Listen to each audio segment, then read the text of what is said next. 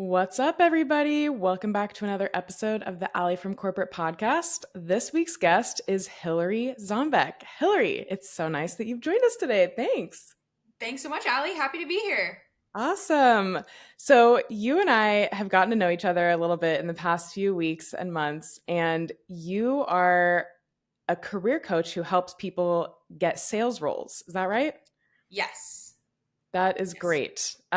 It's a tough job market right now from what I'm experiencing and what my clients are experiencing. Are you experiencing the same thing? Yes. And it's even, I would say, tougher for salespeople just because everyone wants like top closers, and not everybody, including myself, is a top closer. And so I really help people who are kind of middle of the pack present themselves to get those top opportunities. That is so great. And I think you and I have talked about this before. Um, I personally don't think that it's whether somebody needs a coach or not, it's what type of coach somebody needs for their career. When I discovered like how helpful career coaches were, they help you like they help you navigate situations that you wouldn't otherwise know how to navigate until you do it wrong the first couple times. And so they help you like save the time.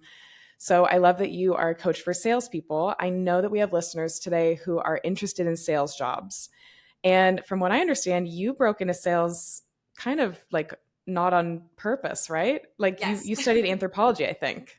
Yes. It was So kind of a complete accident. tell me about I this. got my master's in medical anthropology, so around like food deserts and helping bring healthy food to low income communities.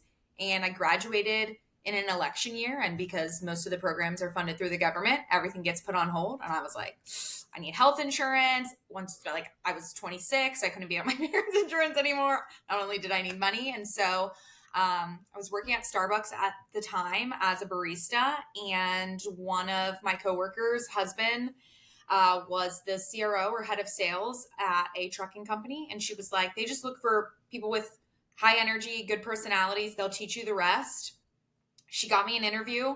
And then that kind of kicked off the whole journey. Spent about a year there and then moved into tech and SaaS, is what I wanted to do. So made that Cool. transition, and we're going on like 8 years now.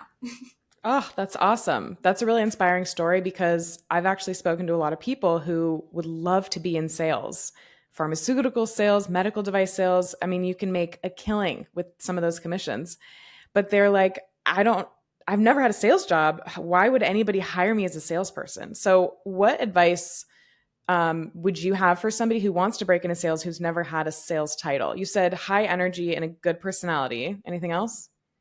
Yeah, so I would say if you're looking to break into sales, you're gonna have to start as a business development rep or a sales development rep, SDR, BDR, if you've seen those acronyms around. Yeah. It's gonna be a lot of cold calling and a lot of emailing, and it's grunt work, but you kind of have to pay your dues. So I would say, yeah, high energy, good personality. They like people that are competitive. If you've played any sports, they like to hear about that. Ooh, I good was not an tip. athlete, but like I'm from Pittsburgh. I like used my story of cheering for good teams and rooting for that competition and like spinning that into my first tech interview. I did research. The hiring manager was a big hockey fan, so I was like, how can I personalize my pitch to get his interest? So It smart. worked. So yeah, I would say people who are really money motivated, they like to hear Ooh. about that as well. And then someone who can power through adversity, because you're going to get told no 100 times a day, 1,000 times a week. It will be no more no's than yeses. So as long as you have that resiliency, and you're a team player, I would say that those are probably the skills they're looking for at those entry level roles. And then obviously most people don't want to be like a career BDR or a career SDR. They all want to move into the account executive role. That's where the real money is. So find a company that will promote you into an AE role if you hit your numbers. I would say on average, it takes about 2 years. There are companies that do it faster, but be okay with like putting in your time.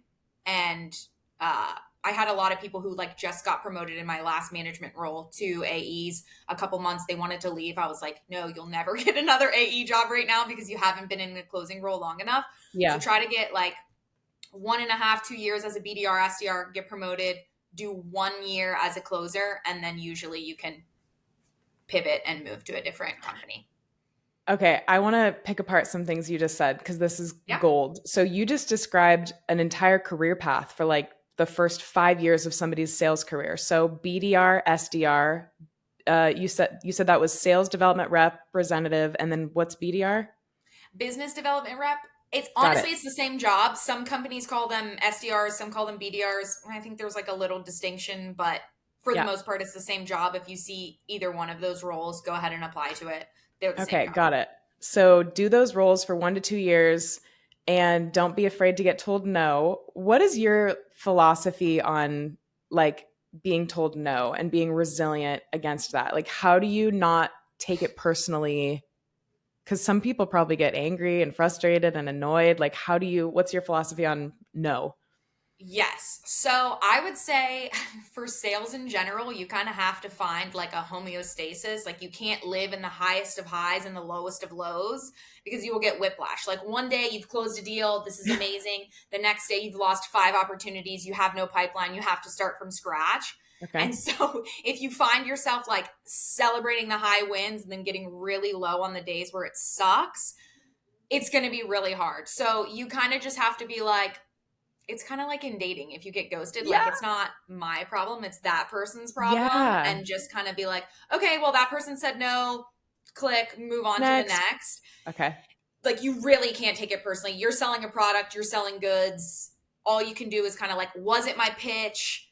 Did I talk too much? Did I not ask enough questions? And kind of review your own call. But at the end of the day, there's going to be people who are never going to say yes, and so you can't get attached to the people that say no, and try not to get overly excited or overly depressed when things go great or bad, if you can Yeah. just maintain. And then I would also say too, they put a lot of competition on salespeople to compete with your colleagues. Obviously there's leaderboards, you want to be the number one seller or the top two. I did that very early in my career, and it I don't want to even say I got burnt out. It was more of like, I just felt like a failure if I wasn't up there. And so I Okay. just tried to be better than I could last month, last quarter, last year, whatever my quota was. Learn from the people that were better than me and not see them as kind of competition, see them as people I could learn from, and just compete against yourself also helps. That's such a healthy mindset. You just mentioned recording yourself and viewing your recordings. That's something that I advise people to do if they're interviewing also. Record yourself answering the question, like by yourself. Record yourself answering the question, tell me about yourself, or tell me about a time when somebody messed up at work and you had to pick up the pieces, and then watch the recording. I've had a client even record themselves in an actual interview and not show the recording to anybody, but just watch it afterwards. And they're like, Mm-hmm. oh, I'm saying a lot. I have shifty eyes. Yeah. I think it's the fastest path to self-awareness is watching videos of yourself. I would totally agree. It's something that I tell my clients to do as well. Mm-hmm. Practicing, and then also recording the interview if you can. Obviously, you're not sharing it with anyone. You're just using it Yep. as like a teaching, learning experience. But Yep. I know everyone hates to hear their voice back, but you Yeah, they hate to have watch to do themselves on camera too. exactly. But you have to do it because then you will realize, because you kind of black out in an interview. You give an Yes. answer and you think it was good, and then you watch it back and you're like, oh my gosh, I rambled for 3 minutes. What was I saying? What was I even talking about? I had a client who Yeah. recorded herself and she was like, I said a lot without saying anything. And I was like, I'm Yeah. glad that you could like witness that. And she changed on the next call, same thing, had a lot of filler words. So Yeah. I highly recommend recording yourself in your sales calls. The companies may have a software like Gong or something that does it. If they don't, if you're at like a really small startup with not a lot of resources, record yourself. Send it to your manager. Be like, hey, Yeah. here's what I noticed I did well, and here's what I noticed I need help on. What's your feedback? Wow. You ask for feedback? That's ballsy. I like Yes. that. Yes. I worked at a company once where our CRO was constantly like, feedback is a gift. And it's Yes. true. I You believe that don't too. want to hear what you did wrong. But sales, you only get so many bats. Like, outside of other industries, like you can kind of screw up and the mistake isn't as large. Whereas, like, if you mess up on a sales call, oftentimes unfortunately, like the whole deal could go up in smoke based on like one thing that you said. So it's really Wow. important to seek feedback from your manager, take that feedback, whether you agree with it or not, and just try it out.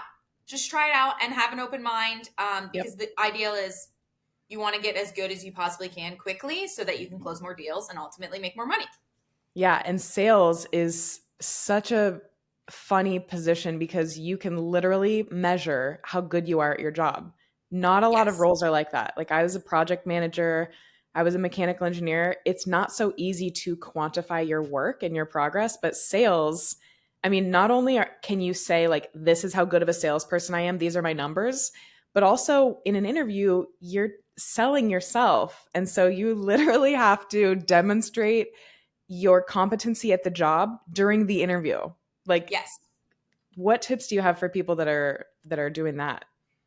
So the first thing I want to hit on is if you're not doing great, it don't give up completely on sales. I did that after my first AE role. I was like, "Oh my gosh, I was just kind of subpar. I wasn't the best. I wasn't the worst, but like, am I even cut out for this?" Again, I didn't plan on going into sales.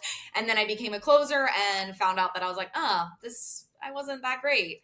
Went to a different company where the environment had better training, a better product. So it is something to be said for the environment. Okay. You can thrive in the right environment for you. So if you're struggling, maybe look for something a little bit different. Don't give up completely. And then as far as an interview, as a former hiring manager, I think sales interviews are even harder than regular interviews because every single answer is almost a test, a mini Yeah. test Yeah. on how you will sell for your current or future employer, how you sell Yeah. yourself, what value do you bring? Are you knowledge dumping on me? Are you asking me questions? Like, are you pretty much selling yourself as the solution to the problem that I'm having versus just getting in there and being like, I hit 95% of my quota last month. Mic drop. Like, we need a little bit more than that. And so, and I think a lot of people going through the job market right now are realizing like a couple years ago, you could just show up, throw up your stats and get a Yeah. job and Yeah. get a good job. And Yep. now you're not only competing with the best of the best, but you're also competing with a lot of people that are in the middle of the pack. And so you have to find ways to stand out. Yeah. And so you really should be attacking every call with an interview, every interview with a hiring manager, any message you send on LinkedIn.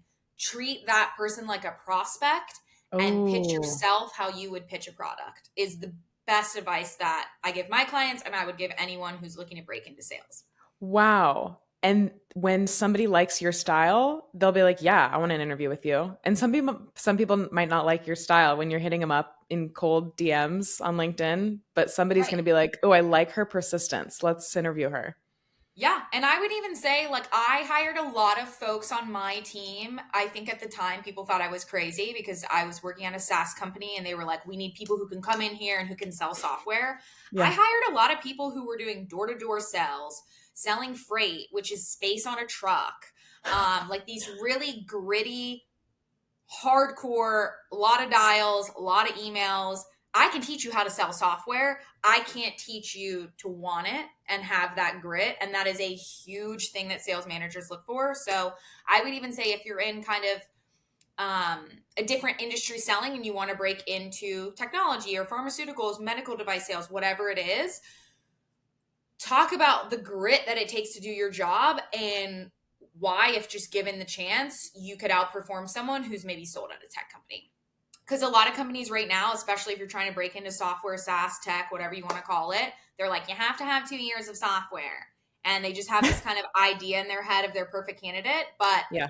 the three people that I hired on my team that didn't come from a traditional background, one's a manager now, one's an enterprise seller, and then another one is an enterprise seller. Like they all came from different backgrounds. They just wanted it. Yeah. Was that at a startup or a bigger company? It was a startup. So I've actually never, I guess my first job was at like a huge corporate company with like Hmm. over 10,000 employees. And then ever since then, I've been in the startup life.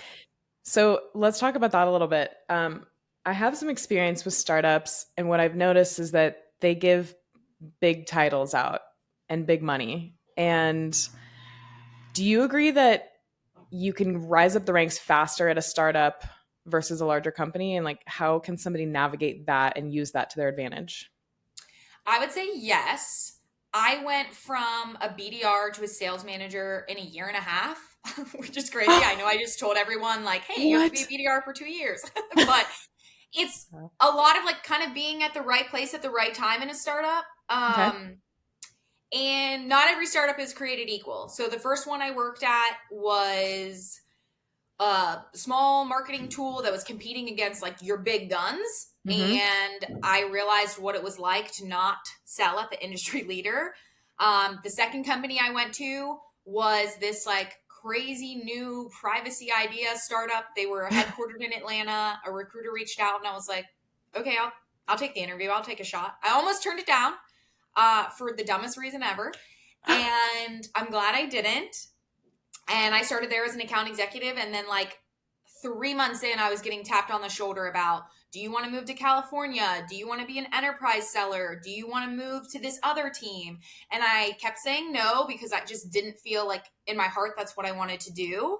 But the good thing about a startup is, and I've never worked at a large company, but I think if you say no more in a large company, there's other people to ask. Whereas in a Yeah. startup, like you saying no is just because, hey, that doesn't align with kind of what I want to do. And I had a very transparent conversation with my manager about, hey, don't stop asking me for things. I will say yes eventually when it's the right thing.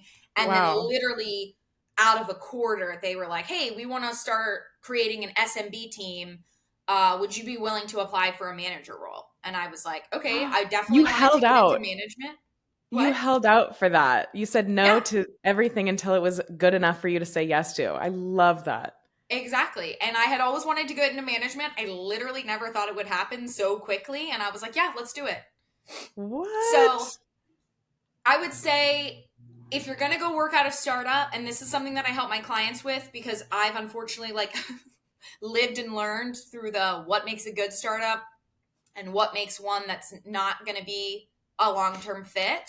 Yeah. Really do your due diligence and get clarity on what you're looking for. And then one of the best pieces of advice I got actually from an interview, it was from a VP. I asked like, oh, why did you pick this company?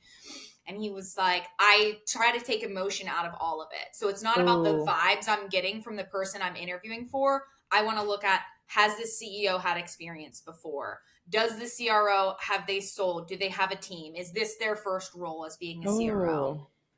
And like these intangible things that make a company successful and making it more black and white. Like, yes, it's important to like the people that you work for, but don't just accept or decline a job based on that. And I've used that for every other job that I've applied to because I'm very Wow. guilty of like, oh yeah, me and Allie really hit it off. I think she'd be a great boss. And it's like they're Right. selling you as much as you're selling yourself. And so try to take the guesswork out as much as you can. Wow. That is such a cool story. Did you work for a unicorn? Did we talk about that? I did. Tell So the me tell company me that about that. Tell us what a unicorn is first of all. So a unicorn is a company that reaches $1 billion in evaluation. It's like a startup term. It's typically like Dang. obviously before you IPO, which means going public. So a Mhm. lot of startups, that's their ultimate goal is, hey, we want to IPO in X amount of years. We want to make it to the New York Stock Exchange. We want to ring the bell and we want to become a public company. Yep. So I actually joined back in 2019. It was like employee 300 something. And when I left, we had 3,000 employees. I left before they still haven't IPO'd, but it's on their roadmap. So I left kind of before that happened for a different opportunity. But yeah, I was there when no one had heard of us, saw us overtake the market to become the industry leader. We were the fastest growing company 2 years in a row on the Inc. 500. And so that Ooh. was like a really cool experience. It was lightning in a bottle. It's very hard to replicate. That's what I mean by like finding it at the right time and kind of the Yeah. right place. And I do think now companies like that tend to be headquartered in software hubs, as I call them. So your San Francisco's, your Atlanta's, your Austin's, Chicago's, New York. So if you are local to those areas, I would highly encourage you to be open to a hybrid workforce versus a remote role because going into the office, whether you agree work from home or not is a long-term thing. It's about playing the game and it's about getting the job. And a lot of people got hired at that company between 2019 and 2020 because we were in office. Obviously, that was like pre-pandy, so we had no choice. And those people had those opportunities because you had to be in Atlanta. Yeah. So don't be opposed to some type of return to office if it's a really great company and it can set you up for success in the future. So more on that topic, I think I'm seeing companies do things to make being on site more fun. I think companies are getting really creative with bringing people back to the office, but making it enticing so that people aren't like, oh, I don't want to be here. Like I'm on Zoom calls all day still in my cubicle. I've heard like Salesforce, I heard they do people's laundry and they like you can have your Amazon packages delivered to their building. Oh, wow. Those might be rumors. Somebody, if anybody works at Salesforce, let me know if those things are Yeah. true. But like some companies have a killer snack setup and like drinks. And I went to Zappos here, the shoe company in Vegas. They have a bar for their employees. So what do you think about remote work? Do you think it had like, tell me like your philosophy? So when we started remote work, I loved it because I was used to going to an office every single day. And I was like, oh my God, this is great. I get to work from my PJs and I don't have to get ready every day. And then I would say a year into it, I was like, I really kind of don't love this. As salespeople, I think it's not, and I was a manager at the time. So like I knew my people could do the job from home. That wasn't a Yeah. thing. It wasn't like I didn't trust them. They were producing. Everyone was at quota. We were all getting paid. It was fantastic.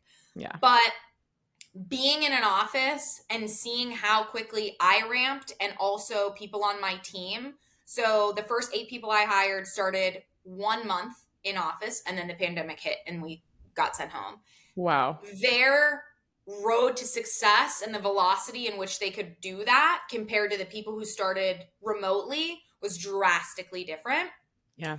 And I think for sales, it's a little bit different. Like, yeah, if I'm a coder, if I'm an accountant, like, why do I need to go into the office? Right. I can just sit at home and do that job.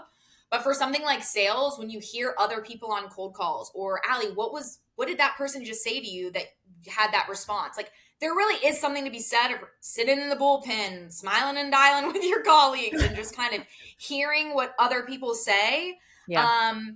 And I do find, and I'll speak for myself, I don't think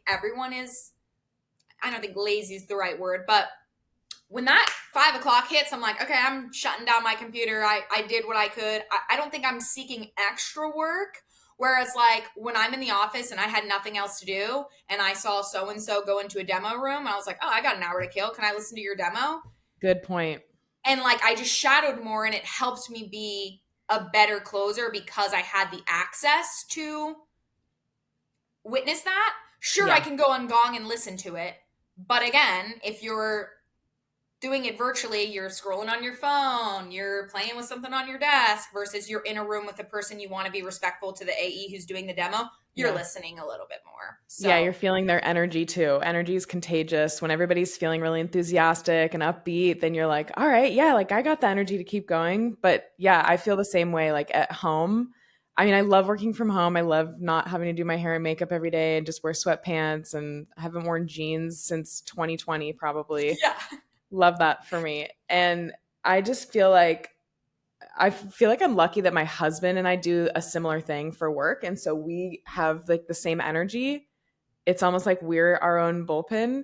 But Yeah. if I lived alone or if I was married to somebody who like left for work every day and came back at 6, 7 o'clock, I think it would be a lot different. But yeah, I think the point you made about shadowing somebody or just being surrounded by people who are a couple levels above you is really inspiring. It's contagious. It's motivating. I think already it's inspiring, but yeah, like shadowing somebody more senior than you can't. I don't know if you can do that from home. I really don't. I don't think you get the results you want to, but to answer your question about the perks, I am biased because the corporation that I worked for wouldn't even let me eat my lunch at my desk because they got new carpet. Ridiculous, like we're adults. And then the startups I worked at, the first one had a keg in the office. What? Yes. Back in the day, it was like cool to have a ping pong table. That was like the big joke that startups were like, yeah, we have ping pong. Yeah, it's not cool anymore, I don't think. No, no one wants to do that. But the No. second company and the third company, I mean, they had snacks. We would do a lot of events. We worked in a building where there was the bar wasn't part of our office, but it was like on the fifth floor or whatever. So literally after work, you just go get a drink with your colleagues and kind of shoot the shit and have a good time. And I feel like that's the part of working from an office that I miss. Especially for me, I do live alone. I moved to Atlanta. I didn't know anyone. Like all of my friends here are because of work. Not saying like you have to make all of your friends at work, but for me, moving to a new city, not knowing anyone, that was like really the easiest way for me to make connections with people. And so, Yeah. like, if I'm coming right out of college, I know everyone's like, remote work is so great. But honestly, I would encourage you to look at something that has in office culture, especially if you're moving to a new town and you don't know anyone, because it's going to be a lot of younger people, people within your age group. Like, I just went to my colleague's baby dedication. Like, we worked together for 3 years and like, we're such close friends, and we would have never had that in a virtual setting. Yeah. Yeah, it is strange being on Zoom. You don't have that same connection that you do in person. And I used to go to coworkers' baby showers. I've been to coworkers' weddings. I met my husband at a coworker's wedding. Yeah. So go into the And office, you even for guys. You can meet. networking, because I mean, everyone today is like, you need to be networking, you need to be networking. And like the easiest way to do that is in person. Like there is no Yeah. way I would have had the opportunities. There's no way I would have got tapped on the shoulder to apply for that management role if I wasn't in office, because Yeah. they saw me already doing the job without the title and they were like, oh, we want to ask her about it. Like you Yeah. can't see if I'm at home helping ramp up new employees. You have no idea if I'm doing that or not. Right. So I would say if you want to just come in and do your job, that's different. If you are looking to move up from the ranks, I recommend trying to find some place where, because it's all about visibility. So the more Yep. you can get in front of the people that make the decisions, the better chance you have to be tapped on the shoulder. And again, I think at a startup with less people, that's going to be more of an opportunity than working at a 10,000 person company where Yeah. on your team, you might not just be a number, but to the CEO, does that person know your name? Probably not. Probably not. Okay, this conversation was great. I think people got a lot of value out of it. I want to ask you more about your program before we finish up here. So you help people who are struggling with their job search get account executive roles? Yep. Okay, So tell me a little bit about it.